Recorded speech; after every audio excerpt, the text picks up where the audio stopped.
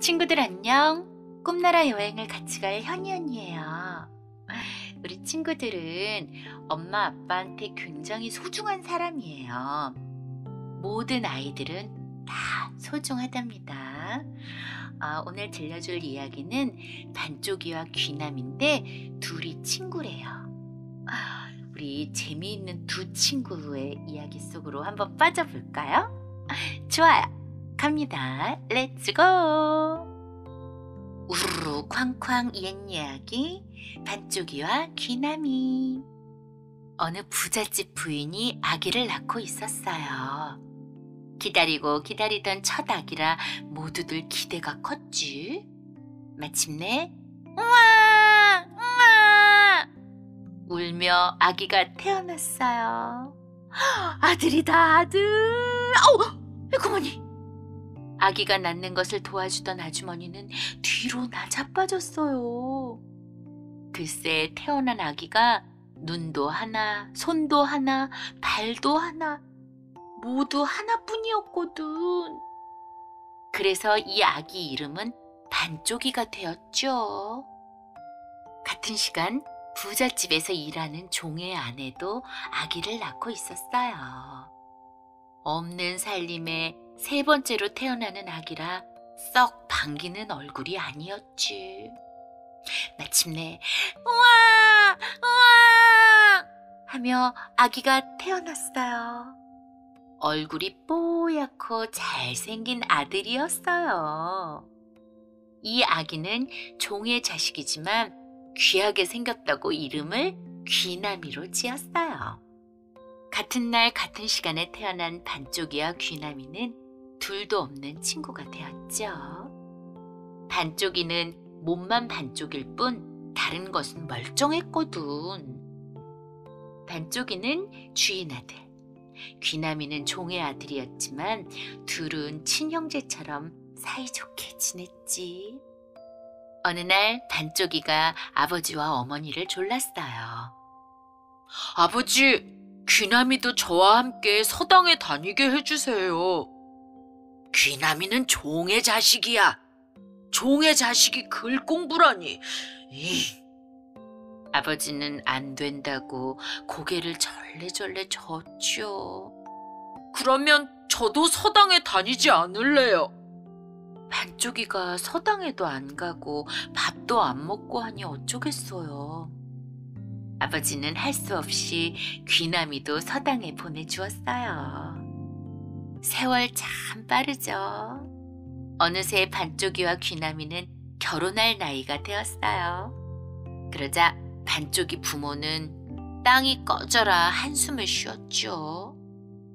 여보, 반쪽이에게 시집올 처녀가 어디 있겠어요? 그렇다고 총각으로 늙게 할 수도 없고. 곰방대만 빡빡 빨던 남편이 말했지. 그러게 말이오.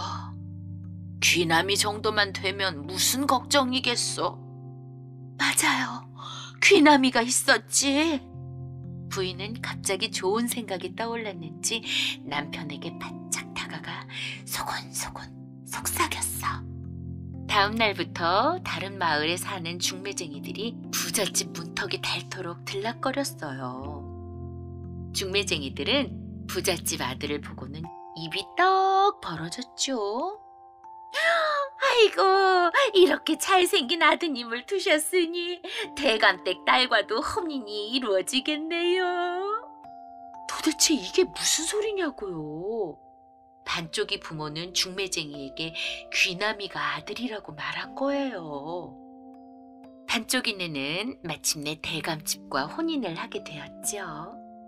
결혼식 날이 되자 귀남이는 대감집으로 가서 반쪽이 대신 결혼을 했어요.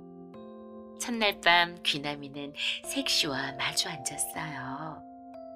가까이에서 보니 색시는 하늘에서 내려온 선녀처럼 곱고 예뻤답니다. 이렇게 아리따운 처녀가 진짜 내 색시라면 얼마나 좋을까. 지금이라도 색시를 데리고 몰래 도망쳐버릴까? 귀남이는 문득 이런 생각을 했지만 고개를 저었어요. 하루 종일 피곤했던 색시는 자리에 눕자마자 잠에 빠져버렸어요. 귀나미는 방문을 살짝 열고 반쪽이에게 들어오라고 손짓했죠. 두 사람은 이렇게 하기로 미리 짜놓았거든요. 반쪽이는 방으로 살금살금 들어가 색시 옆에 나란히 누웠죠. 귀나미는 문소리를 내지 않고 밖으로 나왔답니다. 살짝. 귀나미는 마당에 있는 배나무 위로 올라갔어요. 그러고는 모두들 잠들기를 기다렸죠. 드디어 귀나미가 크게 소리치기 시작했어요. 집 주인은 들어라! 나는 이 집 배나무 귀신이다! 너희는 오늘같이 좋은 날 나에게 술 한 잔 올리지 않았다. 내 덕에 높은 벼슬을 하고 떵떵거리며 살고 있다는 것을 벌써 잊었느냐? 내가 큰 벌을 내리겠다. 그 소리에 놀란 대감과 부인이 잠에서 깨어났어요. 하지만 너무 무서워서 감히 내다볼 수가 있어야죠.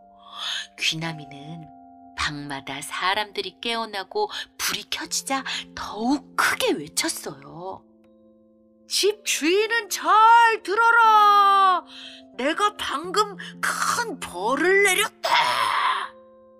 벌을 내렸다라는 말에 대감의 가슴은 쿵쾅쿵쾅 두 방망이질 쳤어요. 지금 곧 딸에게 가보아라. 내가 신랑을 반쪽이로 만들어 놓았다. 만약 반쪽이 신랑을 제대로 대접하지 않으면 집 주인 너도 반쪽이로 만들어 버리겠다. 알았느냐? 사람들이 깜짝 놀라 웅성거리며 방으로 몰려갔어요. 방문을 연 대감은 기가 콱 막혔어요. 잘생긴 신랑은 온데간데 없고 못생긴 반쪽이 신랑이 딸 옆에 누워있는 거예요. 세상에 이럴 수가 있나? 잠에서 깨어난 색시도 놀라서 소리를 질렀죠. 아이고 징그러워라. 사람들이 정신없는 틈을 타서 귀나미는 배나무에서 내려왔어요. 그러고는 집으로 발길을 돌렸죠. 귀나미는 애꿎은 돌을 툭툭 차며 걸었어요. 반쪽이는 좋겠다. 나는 배나무 귀신 노릇이나 하고. 나는 언제 예쁜 색시를 얻으려나. 귀나미는 괜히 슬퍼졌어요. 그때 반쪽이 아버지가 귀나미 앞에 불쑥 나타났어요. 귀남아, 정말 고맙다. 나는 네가 혹시 약속을 지키지 않을까봐 마음이 놓이지 않았단다. 그래서 배나무 밑에서 지켜보고 있었지. 이 은혜를 어떻게 갚아야 할지 모르겠구나. 주인어른, 가장 친한 친구를 위해 한 일입니다. 저는 반쪽이가 잘 살기를 바랄 뿐입니다. 반쪽이 아버지는 너무나 고마워서 귀나미 손을 꼭 잡았어요. 다음 날 부잣집에 놀랄만한 일이 벌어졌어요. 반쪽이 아버지가 귀나미 아버지를 불러놓고 마당에서 무언가를 불태우는 거예요. 여보게, 오늘부터 자네는 우리 집 종이 아니네. 지금 자네의 종 문서를 불태우고 있네. 참말입니까요, 주인님?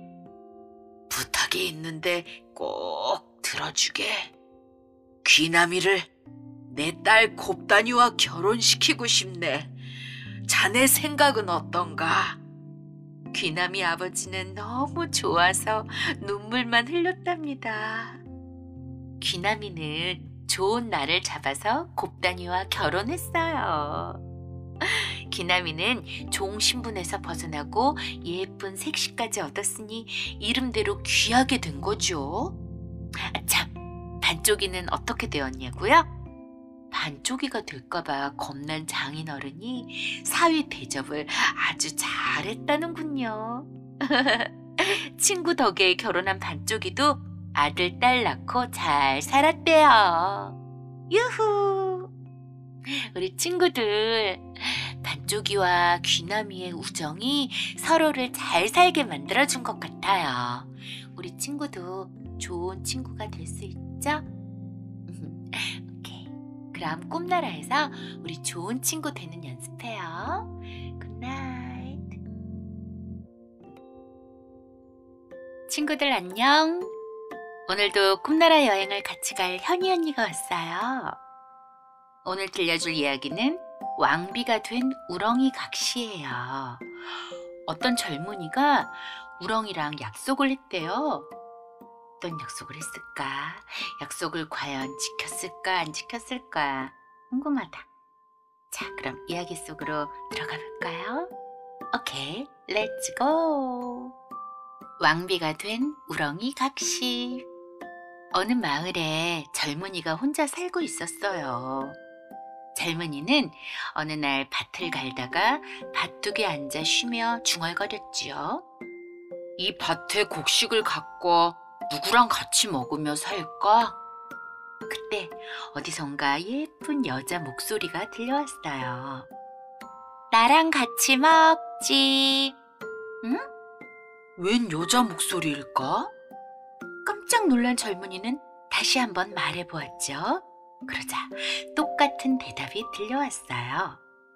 젊은이가 여기저기 둘러보았으나 사람은 보이지 않고 우렁이 한 마리만 보일 뿐이었어요. 지금 내가 대답을 했느냐? 네, 저를 집에 가져가 물 항아리 속에 넣어두세요. 그러면 좋은 일이 생길 거예요. 젊은이는 신기해하며 우렁이 말대로 했지요. 다음 날 아침이었어요. 젊은이는 밥을 지으러 부엌에 나갔다가 무척 놀랐어요. 누가 벌써 밥상을 차려놓았지 뭐예요? 이상하다. 누가 밥상을 차려놓았지? 다음 날도 또 그 다음 날도 밥은 물론 깨끗한 옷까지 준비되어 있었어요. 젊은이는 궁금해서 견딜 수가 없었지요. 오늘은 누가 그러는지 알아봐야지. 어느 날 젊은이는 일찍 일을 끝내고 들어와 부엌에 숨었어요. 얼마 뒤 물 항아리에서 우렁이가 기어나오는 게 보였어요. 우렁이는 물 항아리에서 나오자마자 예쁜 새색시로 변하더니 밥을 짓기 시작했어요. 너무 놀란 젊은이는 눈을 크게 떴죠. 믿어지지가 않아. 내일 다시 숨어서 봐야지. 다음 날 젊은이는 다시 숨어서 부엌을 엿보았어요. 역시 우렁이가 색시로 변해 밥을 하고 있었어요. 젊은이는 얼른 달려가 색시를 꽉 붙잡았죠. 그러자 몹시 놀란 색시가 말했어요. 저를 놓아주세요. 때가 될 때까지 기다려주셔야 해요. 그렇지 않으면 나쁜 일들이 생길 거예요. 색시가 간절히 부탁했지만 젊은이는 놓아주지 않았어요. 이렇게 해서 우렁이 색시는 젊은이의 아내가 되었죠. 어느 날 임금님이 사냥을 나왔다가 젊은이의 아내를 보았어요. 임금님은 예쁜 아내를 빼앗고 싶어 젊은이에게 내기를 걸었어요. 우리 나무 베기 시합을 하자. 네가 이기면 내 재산의 반을 주겠다. 하지만 내가 이기면 네 아내를 데려가겠다.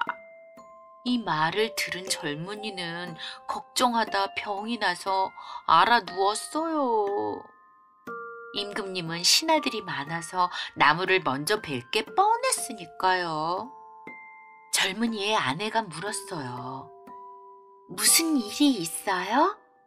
젊은이는 아내에게 사실대로 이야기를 했어요. 아무 걱정 말고 어서 일어나세요. 바닷가에 가서 반지를 끼운 이 편지를 던지세요. 그러면 저희 아버지가 나타나 선물을 주실 거예요. 그걸 가지고 오면 임금님을 이길 수 있어요. 아내는 젊은이를 일으키며 말했어요. 젊은이는 아내가 시키는 대로 반지를 끼운 편지를 가지고 바닷가로 갔지요. 젊은이가 반지를 끼운 편지를 바다에 던지자 으리으리한 용궁이 나타났어요. 용왕님이 젊은이를 반갑게 맞이해 주었어요. 그 애는 내 딸인데 말을 안 들은 벌로 우렁이가 되어 세상으로 쫓겨난 것이다. 내 딸을 데리고 행복하게 잘 살아라. 이건 네게 주는 선물이다. 용왕님은 젊은이에게 술을 담은 호리병을 주었어요. 젊은이는 그걸 들고 산으로 올라갔죠. 임금님의 신하들은 벌써 산의 나무를 거의 다 베었어요. 그러자 아내가 소리쳤어요. 어서 호리병 뚜껑을 여세요. 호리병 뚜껑을 열자 그 속에서 몇천 명의 일꾼들이 도끼를 들고 나오기 시작했어요. 일꾼들은 눈 깜짝할 사이에 산의 나무를 다 베었어요. 그러고는 다시 호리병 속으로 들어갔죠. 결국 임금님은 젊은이에게 지고 말았답니다. 임금님은 내기에 진 게 분했어요. 그래서 이번에는 말을 타고 강 건너기 시합을 하자고 했어요. 젊은이가 또 걱정하자 아내가 말했어요. 편지를 가지고 바다로 가보세요. 아버님이 말 한 피를 주실 거예요. 그러나 이번에는 용왕님이 볼품없이 삐쩍 마른 말을 내주었어요. 젊은이는 크게 실망했죠. 그런 말로는 도저히 임금님을 이길 수 없을 테니까요. 이윽고 시합날이 되었어요. 임금님의 말은 힘이 세고 빠르게 생겼는걸. 이게 저 말은 병이 들었나 봐. 그러게 말이야. 맞아. 그래, 맞아. 구경하러 온 사람들이 수군거렸죠. 말의 모습만 봐도 임금님이 이길 게 뻔했어요. 둥. 드디어 시작을 알리는 북소리가 울렸어요. 구경꾼들은 강을 건너는 두 말을 보며 손에 땀을 쥐었어요. 아니, 저게 어떻게 된 일이지? 젊은이가 훨씬 앞서 강을 건너자 구경꾼들은 깜짝 놀랐어요. 임금님은 서두르다가 강물에 빠졌어요. 신하들이 달려가서 임금님을 구해냈지요. 화가 난 임금님이 이번에는 배를 타고 바다 건너기 시합을 하자고 했어요. 임금님의 배가 바다를 반쯤 건넜을 때였어요. 어디선가 검은 구름이 잔뜩 몰려왔어요. 우르르 쾅. 갑자기 천둥 번개가 치며 사나운 비바람이 몰아쳤어요. 임금님의 배는 파도에 휩쓸려 마구 흔들렸어요. 그러더니 흔적도 없이 물속으로 가라앉고 말았죠. 마음씨 나쁜 임금님이 용왕님의 노여움을 샀던 것이랍니다. 그 모습을 바라보던 구경꾼과 신하들은 깜짝 놀랐어요. 임금님이 마음씨가 나빠 벌을 받은 거라고. 맞아. 벌을 받은 거야. 우리 이제 뛰어난 재주를 가진 저 젊은이를 임금으로 모시도록 하세. 그러세. 그러면 이 나라가 잘 될 거야. 새 임금님이 된 젊은이는 나라를 잘 다스리며 우렁이 색시 왕비와 행복하게 살았답니다. 친구들, 재밌었나요? 용왕님이 사는 바닷속에는 신기한 게 참 많은가 봐요. 우리도 눈을 꼭 감고 신기한 게 많은 바닷속으로 여행을 떠나볼까요? 굿나잇.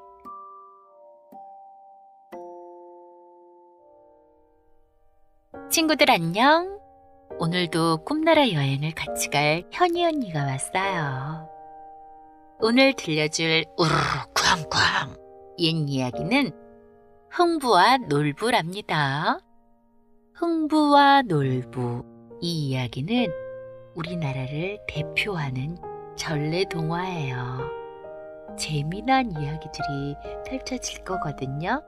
궁금하죠? 빨리 만나러 가볼까요? 오케이, 렛츠 고! 어진 마음을 일깨우는 옛 이야기, 흥부와 놀부. 옛날 어느 마을에 놀부와 흥부가 살고 있었어요. 형인 놀부는 심술쟁이에 욕심이 많았고, 동생인 흥부는 마음이 착했어요. 놀부는 남의 논에 벼 이삭을 몰래 베거나 불난데 부채질하기 일쑤였고, 흥부는 불쌍한 사람을 보면 그냥 지나치지 못했지요. 아니 어쩜 형제가 저렇게 다를 수가 있담? 맞아. 아마 놀부는 심술보 하나를 더 갖고 태어난 게야. 그러게 말이야. 아이고 저 심술보 좀 봐. 맞아. 놀부가 흥부의 발꿈치만큼만 닮아도 좋으련만. 에이그. 맞아. 마을 사람들은 놀부의 못된 심보에 혀를 내둘렀어요. 세월이 흘러 아버지가 돌아가시자 놀부는 동생네 식구들이 먹는 밥이 아까워서 잠이 오지 않았어요.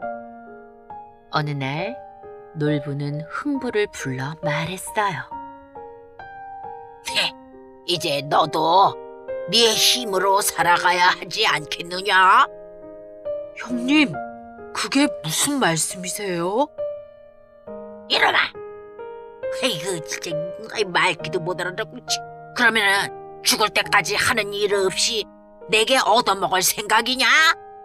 당장 저 자식들을 데리고 이 집에서 나가라! 이 추운 겨울에 어디로 가라는 말씀입니까, 형님? 흥부가 애원했지만 놀부는 들은 척도 안 했어요. 놀부는 아버지가 물려준 재산을 모두 차지한 뒤 흥부 가족을 쫓아버린 거예요. 빈손으로 쫓겨난 흥부네는 마을에서 조금 떨어진 다 쓰러져가는 오두막집에서 살게 되었어요. 흥부는 일거리를 찾아 부지런히 다녔지만 겨울이라 일손을 찾는 집이 없었어요. 배가 고픈 아이들은 하루 종일 먹는 타령이었지요. 하얀 쌀밥에 고깃국 한 그릇만 먹으면 소원이 없겠다. 한 아이가 입맛을 다시며 말하면 다른 아이가 말을 받았어요.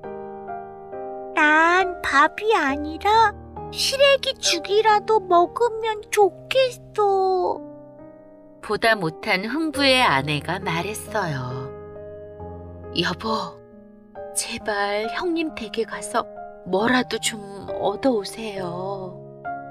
흥부는 한숨을 내쉬며 말했어요. 형님이 선뜻 도와줄 것 같지 않은데 어떡하지? 아니 그렇다고 앉아서 굶을 수만은 없잖아요.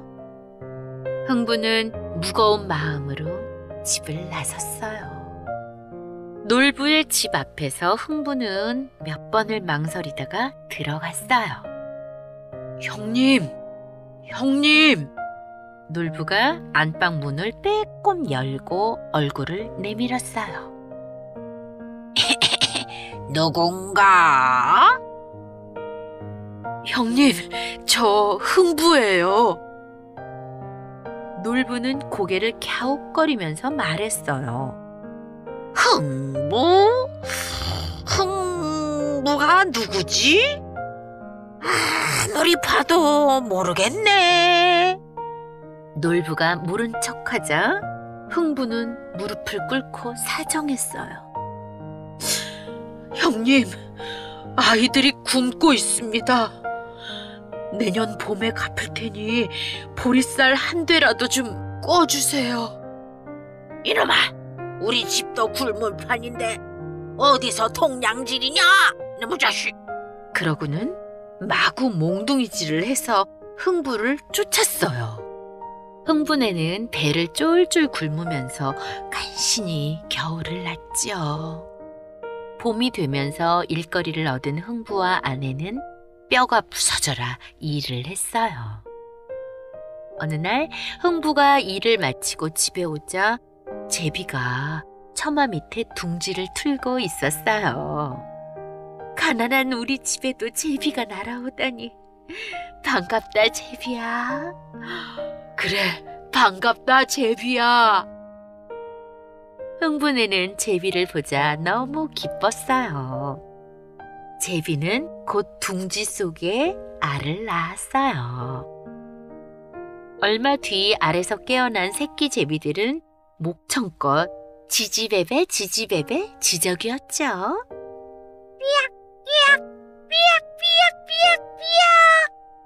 어느 날 둥지 속에서 제비들이 시끄럽게 울어댔어요. 흥부가 달려가 보니 구렁이 한 마리가 둥지 속의 새끼 제비들을 잡아먹는 게 아니겠어요? 아니, 저런 못된 구렁이 같으니라고 썩 꺼지지 못해? 흥부는 지게 작대기를 휘두르며 구렁이를 쫓았어요. 하지만 다른 새끼 제비들은 모두 잡아먹히고 한 마리만 땅에 떨어져 있었어요. 아이고, 얼마나 아플까?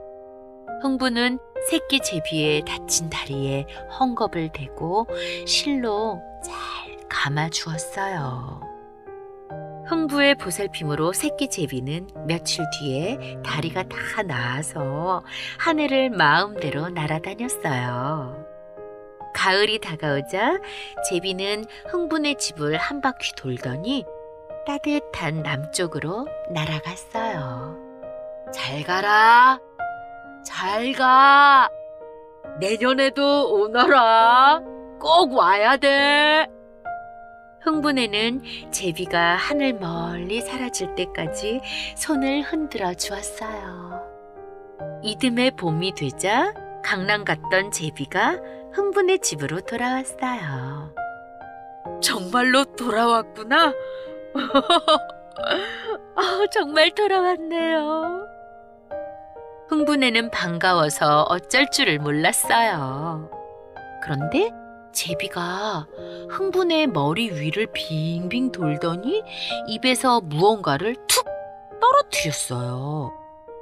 흥부는 그것을 집어들고 살펴보았어요. 아니, 이건 박씨잖아. 엄나, 기특하게도 우리에게 주려고 물어왔나 봐요. 흥부는 마당에 박씨를 심었어요. 박은 무럭무럭 자라서 여름이 되자 굵은 넝쿨이 흥부네 집 지붕을 덮었지 뭐예요. 가을이 되자 지붕에는 보름달처럼 둥그런 박이 3개나 열렸어요. 여보, 이제 박을 타서 우리 배불리 먹어봅시다. 흥부는 마당에 멍석을 깔고 아내와 마주 앉았지요. 첫 번째 박을 타는데 저절로 노래가 나왔어요. 톱질하세, 톱질하세, 어기여라, 톱질하세. 순간 박이 쭉 갈라지면서 쌀과 돈 괴짝이 쏟아져 나왔어요. 아니, 여보, 이게 대체 어찌 된 일이에요? 모두 깜짝 놀라 입이 떡 벌어졌어요. 아버지, 다른 박도 어서 타봐요. 그래요, 아버지, 빨리 타보세요. 흥부와 아내는 두 번째 박을 타기 시작했어요. 톱질하세, 톱질하세, 여기 이어라, 톱질하세. 그런데 이번에는 온갖 보물들이 쏟아져 나오는 게 아니겠어요? 세 번째 박을 타니 일꾼들이 나와 눈 깜짝할 사이에 으리으리한 기와집을 지어주었답니다. 그 박씨는 제비나라의 임금님이 마음 착한 흥부에게 내린 상이었어요.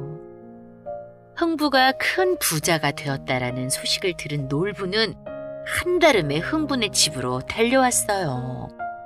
아니나 다를까 궁궐처럼 멋진 집을 보니 놀부는 배가 아파서 견딜 수가 없었어요. 이놈 흥부야.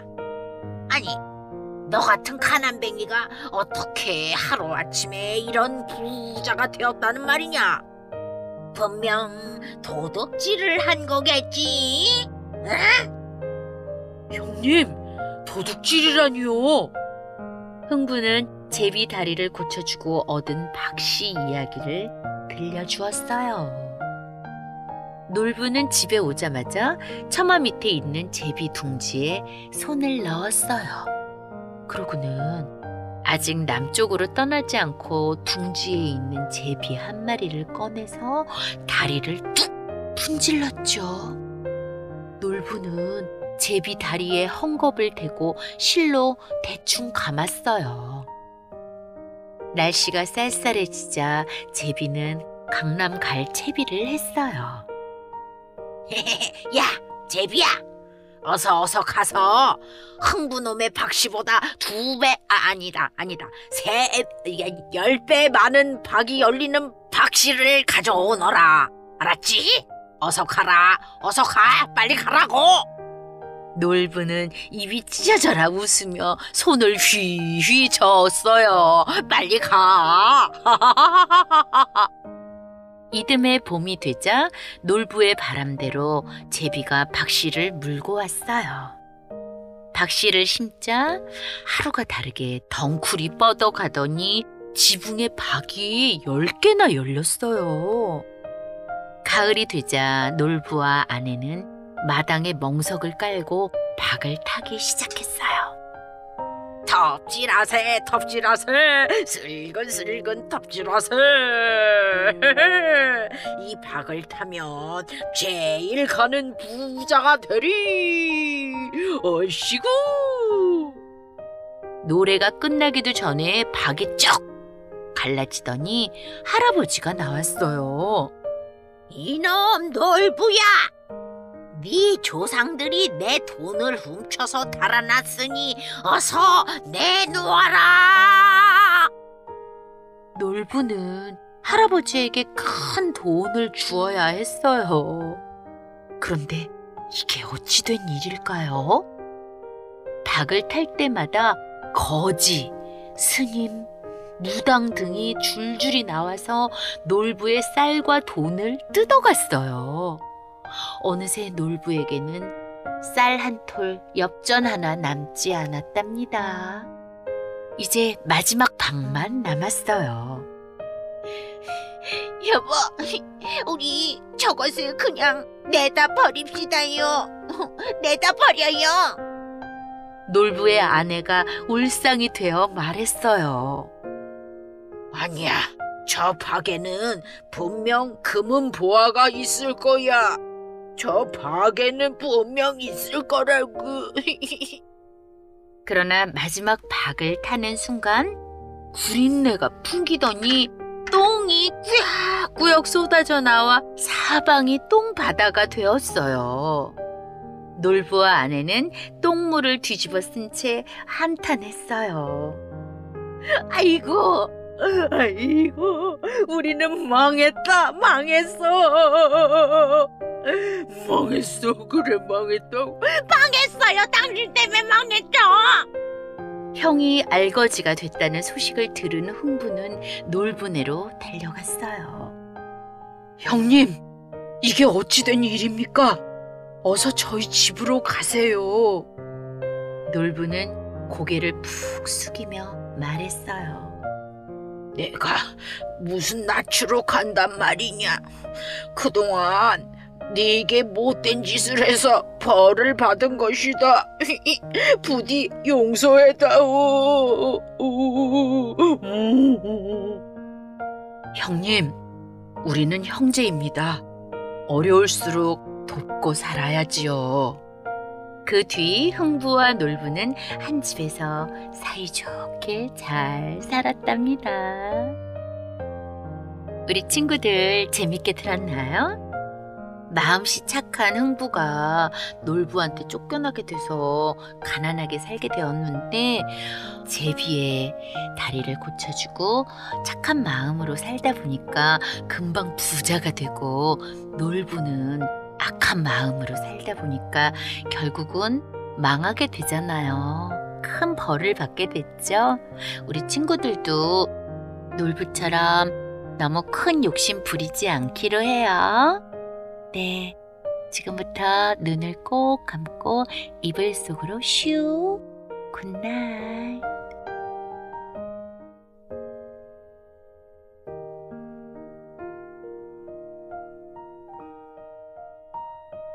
친구들 안녕. 오늘도 꿈나라 여행을 같이 갈 현이 언니가 왔어요. 오늘 들려줄 우르르 쾅쾅 옛 이야기는 아버지의 3가지 유물이랍니다. 우리 친구들 유물이 뭔지 알아요? 궁금하죠? 이야기 속에 나와 있어요. 빨리 만나러 가볼까요? 좋아요. 렛츠고! 삶의 지혜를 일깨우는 이야기, 아버지의 3가지 유물. 옛날에 효성이 깊은 삼형제가 살고 있었어요. 삼형제는 병든 아버지를 위해 온갖 약을 지어드리고 갖은 정성을 다했지만 아버지의 병은 점점 심해졌어요. 어느 날 아버지는 삼형제를 머리맡에 불러놓고 말했죠. 얘들아, 나는 아무래도 곧 죽을 것 같구나. 내가 너희들에게 물려줄 거라고는 이 느티나무 막대기와 큰 붓과 바가지 3개밖에 없단다. 그러니 이것들을 나누어 가지도록 해라. 며칠 뒤 아버지는 세상을 떠났죠. 아버지가 마지막으로 남긴 말대로 첫째는 느티나무 막대기를, 둘째는 큰 북을, 막내는 바가지 3개를 가지기로 했어요. 삼형제는 이것들을 미천 삼아 성공해서 3년 뒤에 다시 만나기로 약속했어요. 3년 뒤에 여기서 꼭 다시 만나자. 네, 형님. 네, 형님. 삼형제는 굳게 다짐하고 3갈래 갈림길에서 헤어졌어요. 첫째는 느티나무 막대기를 가지고 오른쪽 길로 갔어요. 나무가 우거진 숲속을 걸어가는데 이미 해가 지고 어둠이 몰려왔어요. 이거 큰일이네. 사람이 사는 집도 안 보이고. 어떡하지? 오늘 밤엔 어디서 잠을 자지? 첫째는 주위에 잘만한 곳이 있나 살펴보았어요. 무덤이 2개 있었는데 그 사이에 사람이 하나 누울 만한 자리가 있었어요. 첫째는 그곳에 누운 뒤 건부를 뜯어서 이불 삼아 덮었죠. 한밤중이 되자 두런두런 말소리가 들렸어요. 이 밤중에 웬 사람들일까? 첫째는 궁금해서 눈을 살짝 뜨고 쳐다보았어요. 그런데 무덤 주위에 귀신들이 있는 게 아니겠어요? 여보게, 해골 귀신. 날이 밝기 전에 강 건너 마을에 사는 뚱보 할멈의 혼을 빼내와야지. 어서 일어나게. 귀신들은 발로 무덤을 툭툭 차며 해골 귀신을 깨웠지요. 자네들 왔나? 어째 몸이 아프고 으스스 추워서 말이야. 아이고 추워라. 오늘은 자네들만 갔다 오게. 아이고 추워라. 첫째가 해골 귀신 목소리를 흉내내며 말을 했어요. 그러자 귀신 하나가 첫째를 냉큼 업었어요. 아무래도 해골 귀신이 수상해. 어디 팔 좀 내밀어 봐. 첫째는 느티나무 막대기에 가는 쪽을 내밀었어요. 이번에는 다리를 내밀어 봐. 첫째가 막대기의 굵은 쪽을 내밀자 귀신들은 마음을 놓았어요. 뚱보 할멈의 혼을 빼내온 귀신들이 말했지요. 저 부잣집 딸은 쑥을 타려 먹으면 금방 나을 텐데 엉뚱한 약만 먹이고 있네. 그렇지. 첫째가 귀신들 이야기를 듣고 있는데 새벽 첫 닭이 우는 소리가 들렸어요. 그러자 귀신들은 깜짝 놀라 어디론가 사라져버렸죠. 첫째는 날이 밝기를 기다려 그 부잣집을 찾아갔어요. 첫째가 쑥을 다려서 먹이자 죽어가던 부잣집 딸이 살아났어요. 모두가 자네 덕분일세. 내 사위가 되어주게나. 부자는 첫째를 딸과 결혼시키고 살림도 반이나 주었어요. 첫째는 하루아침에 큰 부자가 되었답니다. 한편 둘째는 큰 북을 가지고 가운데 길로 갔어요. 어느 마을을 지날 때였어요. 동네 사람들이 모여서 웅성웅성 거리고 있었지요. 여기 방이 붙었네. 무서운 곰을 잡는 사람에게 이 고을의 땅을 반이나 상으로 준대. 큰 곰이 나타나 마을 사람들을 괴롭히자 곰을 잡는 사람에게 상을 준다는 방이 나붙은 것이지요. 옳지, 내가 그 곰을 잡아야겠다. 둘째는 용감하게 산으로 올라갔어요. 산속에는 정말로 무시무시하게 생긴 큰 곰이 있었어요. 둘째는 나무 위로 올라가 몸을 숨기고 곰을 살펴보았어요. 곰은 사람 냄새를 맡았는지 둘째가 숨어있는 나무 밑으로 기어왔어요. 곰이 앞발을 치켜들고 일어서자 둘째는 큰 북을 힘껏 쳤어요. 그러자 깜짝 놀란 곰이 비명을 지르며 넘어졌어요. 꽈당! 화가 난 곰은 큰 바위돌을 들어서 둘째에게 던지려고 했어요. 이번에도 둘째는 큰 북을 둥둥 두드렸죠. 그러자 깜짝 놀란 곰은 바위돌을 떨어뜨렸어요. 떼구르르.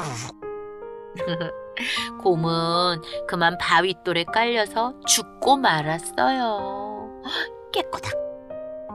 이야, 곰을 잡았다. 내가 곰을 잡았어. 둘째는 원님에게 고을 땅을 반이나 받아서 큰 부자가 되었답니다. 그리고 원님 딸과 결혼도 했답니다. 막내는 바가지 3개를 차고 왼쪽 길로 걸어갔어요. 산길을 가다 보니 해가 빨리 져서 하룻밤을 묵을 집을 찾아야 했어요. 그때 마침 산기슭에서 반짝이는 불빛이 보였어요. 막내가 그 집으로 가자 한 처녀가 그릇을 깨며 엉엉엉 울고 있었어요.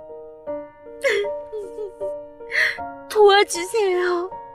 이 산에는 머리가 2개 달린 괴물이 살고 있는데 오늘 저를 잡아먹으러 올 거예요. 괴물이 그릇 깨는 소리를 싫어해서 저는 이렇게 그릇을 깨고 있답니다. 처녀의 이야기를 들은 막내는 괴물을 죽이기로 마음먹었어요. 막내는 바가지 1개를 머리에 쓰고 나머지 2개는 양쪽 손에 들고 방으로 들어가 자는 척 했어요. 한밤중이 되자 머리가 2개 달린 괴물이 나타났어요.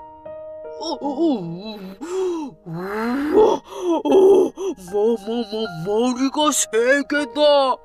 나보다 머리 하나가 더 있으니 함부로 덤볐다가는 큰일 나겠다. 괴물은 겁을 먹고 오들오들 떨었어요. 막내는 바가지를 탁탁 치며 호통을 쳤죠. 이 못된 놈, 당장 혼구멍을 내줄 테다. 그러자 괴물은 싹싹 빌기 시작했어요. 아이고, 살려주십시오.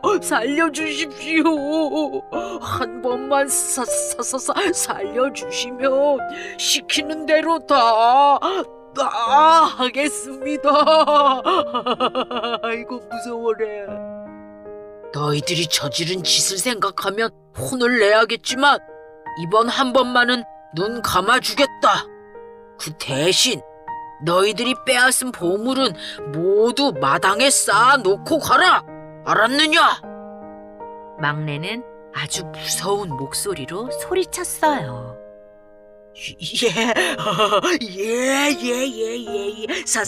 살려주셔서 고맙습니다요. 네. 괴물은 허둥지둥 온갖 보물을 마당에 모두 쌓아놓고 도망치기 바빴지요.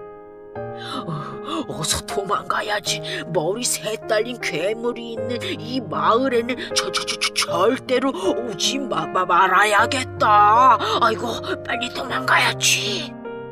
막내는 처녀를 살려주었을 뿐 아니라 괴물이 다시는 이 마을에 나타나지 못하게 했어요.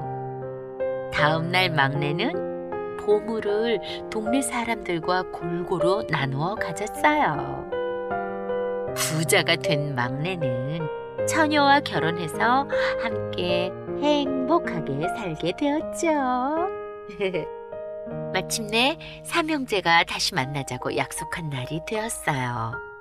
삼형제는 3년 전 헤어졌던 3갈래 갈림길로 찾아왔어요. 그런데 삼형제는 모두 큰 부자가 되어 있었어요. 둘째야, 막내야, 모두 잘 되었구나. 장하다, 장해. 형님, 이것은 모두 아버님 덕분입니다.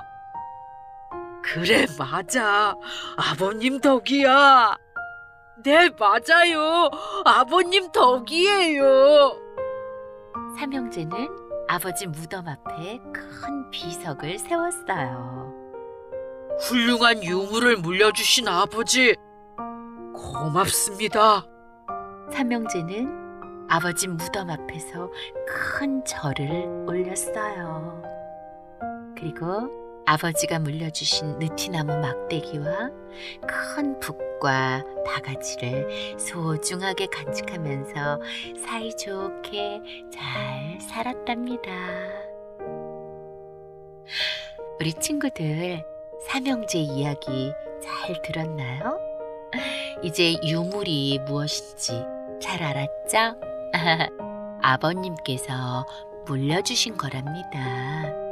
그 유물을 잘 사용했기 때문에 큰 부자가 될 수 있었던 것 같아요. 작은 것도 귀하게 여기면 귀하게 쓰인답니다. 우리 친구들 장난감 내 물건 이런 것들을 소중하게 생각하면서 오늘도 꿈속나라 여행을 떠나볼까요? 자, 눈을 꼭 감고 이불 속으로 슉. 굿나잇.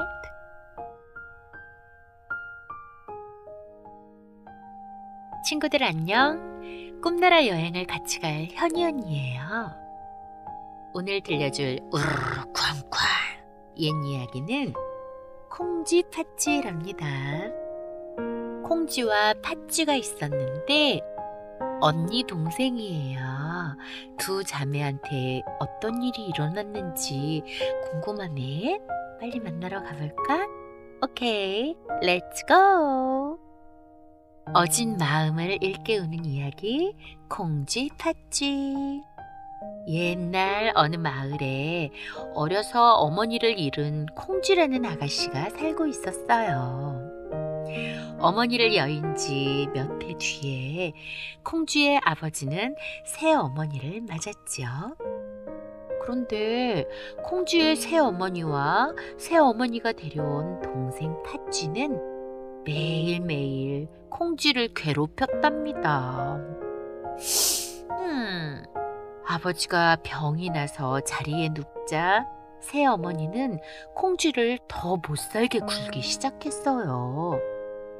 아니, 너는 그까짓 나물 하나 뜯는데 하루를 다 보낼 게냐? 내 치마도 기워 놓으라고 했잖아. 새 어머니와 팥쥐는 콩쥐에게 잠깐이라도 쉴 틈을 주지 않았어요. 하루는 아버지가 콩쥐에게 물었어요. 새 어머니가 잘해주시지? 그럼요. 잘해주시고 말고요. 마음씨 착한 콩쥐는 병들어 누워있는 아버지가 걱정할까봐 바른 대로 이야기를 하지 않았죠. 아이고, 저 불쌍한 것을 두고 어찌 갈꼬. 시름시름 앓던 아버지는 어느 날 그만 세상을 떠나고 말았답니다. 아버지, 저만 놔두고 가시면 어떡해요? 아버지. 콩쥐는 너무 슬퍼서 몇 날 며칠을 울었어요.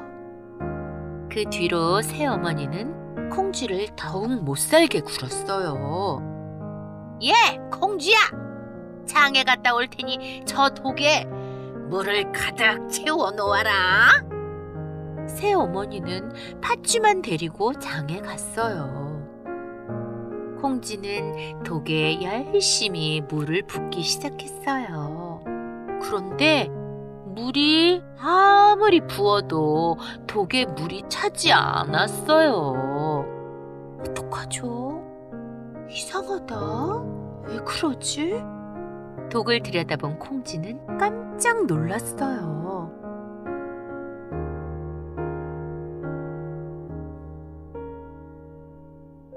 구멍 뚫린 독에 어떻게 물을 채운다? 콩쥐가 안절부절하고 있는데 어디선가 두꺼비 한 마리가 나타났어요. 콩쥐님, 울지 마세요. 제가 구멍을 막고 있을 테니 물을 채워보세요. 콩쥐는 두꺼비 덕분에 독에 물을 가득 채울 수 있었답니다. 다음 날 새어머니가 또 콩쥐를 불렀어요. 구멍난 독에 물을 가득 채워서 약이 올랐던 새어머니는 더 심술을 부리기 시작했어요. 잠깐 볼일 보고 올 테니 제 너머 밭을 다 갈아 놓아라. 그러고는 나무 호미를 주었어요. 예, 안녕히 다녀오세요. 콩쥐는 부지런히 밭을 갈기 시작했어요. 그러나 그 밭에는 자갈이 너무 많았기 때문에 얼마 못 가서 나무 호미가 부러지고 말았어요. 이를 어쩐담. 어머니가 곧 오실 텐데. 콩쥐가 어쩔 줄 몰라 울고 있는데 이번에는 어디선가 검은 소가 나타났어요. 밭은 제가 다 갈아드릴 테니 울지 마세요, 콩쥐 아가씨. 검은 소는 아주 잠깐 사이에 그 넓은 밭을 다 갈아 놓았지 뭐예요. 새 어머니는 자갈밭을 모두 갈아 놓은 것을 보고는 야단칠 구실이 없어 심통이 났지만 뭐 어쩔 수가 없었답니다. 그러던 어느 날 팥쥐가 헐떡거리며 집 안으로 뛰어들어왔어요. 엄마, 원님 댁 도련님이 과거 시험에 붙어서 잔치를 열었대. 잔치 구경 가자. 그럼 당연히 가야지. 어서 가자. 어머니, 저도 잔치 구경... 콩쥐도 잔치에 가고 싶었어요. 아니, 얘는 정말 할 일도 많은데 어디를 간다고 그래? 너 벼 5섬을 모두 찍어놓고 배 2피를 다 짜거든 오든지 말든지 해라. 알았지? 이 말을 남긴 뒤 새어머니와 팥쥐는 잔치에 가버렸어요. 콩쥐는 벼 5섬을 바라보자 힘이 빠져서 땅에 털썩 주저앉고 말았죠. 그때 어디선가 참새 떼가 날아와서 잠깐 동안 벼 껍질을 모두 벗겨주고는 사라졌어요. 그러나 아직 배 짜는 일이 남아있었어요. 콩쥐는 돌아가신 어머니 생각이 나서 그만 울음이 나왔답니다. 그때 갑자기 방 안이 밝아지더니 고운 목소리가 들려왔어요. 깜짝 놀라 고개를 들어보니 바로 앞에 선녀가 서 있지 뭐예요. 선녀는 콩쥐에게 다음과 같이 말하면서 비단 옷과 비단 꽃신을 내밀었어요. 콩쥐 아가씨, 나는 아가씨 어머니의 부탁을 받고 도와주러 왔어요. 배는 내가 짜줄 테니 이걸 입고 어서 잔치에 가보세요. 어머나, 이렇게 고운 옷과 신은 처음 봐요. 선녀가 준 옷을 입고 꽃신까지 신으니 콩쥐도 선녀처럼 예뻐 보였어요. 콩쥐는 기쁜 마음으로 재빨리 졸다름 쳤어요. 그때 갑자기 누군가 크게 외치는 소리가 났어요. 원님 댁 도련님이 나가신다. 길을 비켜라. 큰 소리에 놀란 콩쥐는 허둥지둥 길가로 도망쳤죠. 그 바람에 꽃신 한 짝이 벗겨졌어요.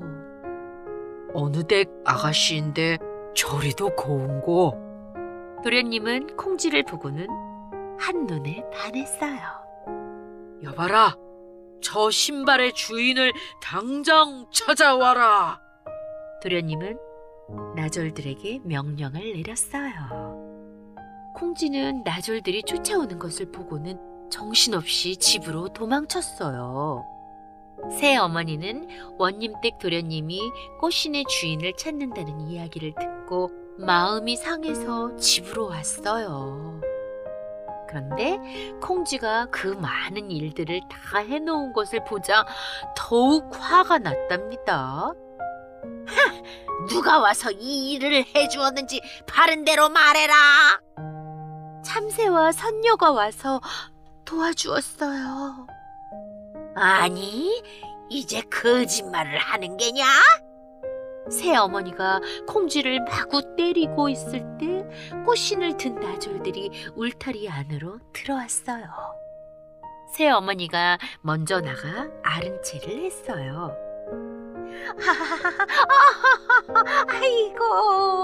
아이고, 제 딸의 신발을 찾아주시다니 정말 고맙습니다. 예, 팥쥐야, 이리 나와봐라. 나절이 팥쥐 앞에 꽃신 한 짝을 내려놓았어요. 얘야, 빨리 신을 신어라. 빨리. 새어머니는 억지로 꽃신을 신기려고 했어요. 아이고, 아이고, 발 아파. 아파. 아니, 이 아가씨에게는 꽃신이 너무 작은 것 같은데. 저기 있는 아가씨에게도 꽃신을 한번 신겨봅시다. 나졸들이 콩쥐를 가리켰어요. 콩쥐는 조심스레 나와 꽃신을 신어보았어요. 꽃신은 콩쥐 발에 꼭 맞았답니다. 나졸들은 깜짝 놀라 서로 얼굴을 쳐다본 뒤 그 길로 콩쥐를 원님 댁으로 데리고 갔어요. 아니, 왜 그리 슬픈 얼굴을 하고 있어? 도련님의 말을 듣고 콩쥐는 그동안의 일을 모두 이야기하게 되었어요. 도련님은 콩쥐의 착한 마음이 너무 예뻐서 콩쥐를 부인으로 맞이하기로 했어요. 콩쥐와 원님댁 아들의 혼인날이 되었어요. 새 어머니와 팥쥐도 잔치에 왔지요. 그런데 혼인 도중에 콩쥐가 술잔에 입을 대는 순간 갑자기 정신을 잃고 쓰러졌지 뭐예요. 네가 팥쥐를 놔두고 원님 댁의 며느리가 돼? 어림도 없지. 새 어머니가 콩쥐의 술잔에 독을 발라 놓았던 거예요. 신부가 쓰러졌다. 어머나 세상에, 신부가 쓰러졌대요. 신부가 쓰러졌어? 모두들 놀라서 소리 지르는 틈에 새 어머니는 팥쥐를 데리고 자리를 피했어요. 원님은 콩쥐의 새 어머니와 팥쥐를 잡아들이라는 명령을 내렸어요. 관가에 끌려온 새 어머니와 팥쥐는 원님 앞에서 고지고대로 말하지 않을 수 없었어요. 원님은 큰 소리로 혼을 냈지요. 아니, 어찌 어미가 되어서 딸에게 그런 몹쓸 짓을 하는고? 제가 대신 잘못을 빌겠습니다. 그러니 어머니와 팥쥐를 용서해 주세요. 가까스로 독을 토해내고 정신을 차린 콩쥐가 원님 앞에 나와 간절히 빌었어요. 원님은 콩쥐의 착한 마음에 감동을 해서 새 어머니와 팥쥐를 용서해 주기로 했답니다. 새 어머니는 그제야 잘못을 깨닫고 콩쥐에게 용서를 구했어요. 팥쥐도 콩쥐에게 처음으로 언니. 라고 부르면서 잘못을 빌었지요. 그 뒤 콩쥐는 도련님과 오래오래 아주 잘 살았답니다. 우리 친구들 재밌게 들었나요? 현이 언니는요, 콩쥐의 마음이 정말 예쁜 것 같아요. 힘든 상황에도 남 탓을 하지 않고 오히려 용서하는 그 마음이 너무 멋지지 않나요? 우리 친구들도 콩쥐의 그런 좋은 점을 배우면 어떨까 싶어요. 네, 오늘도 예쁜 마음으로 예쁜 이불 속으로 쏙 들어갔죠? 자, 눈을 꼭 감고 굿나잇. 네, 오늘도 수고하신 우리 맘들. 많은 어려움 속에서 착한 마음씨를 잃지 않고 자신의 일을 묵묵히 하다 보면은 언젠가는 좋은 일이 생긴다는 것을 어린이들에게 일깨워 주세요. 또 콩쥐처럼 어렵고 힘든 일이 있어도 남을 탓하지 않고 용서할 줄 아는 그런 넓은 마음도 우리 어린이들이 배워야 할 것 같아요. 네, 그럼 오늘도 편안한 밤 되시고 다음 시간에 또 만나요. 안녕.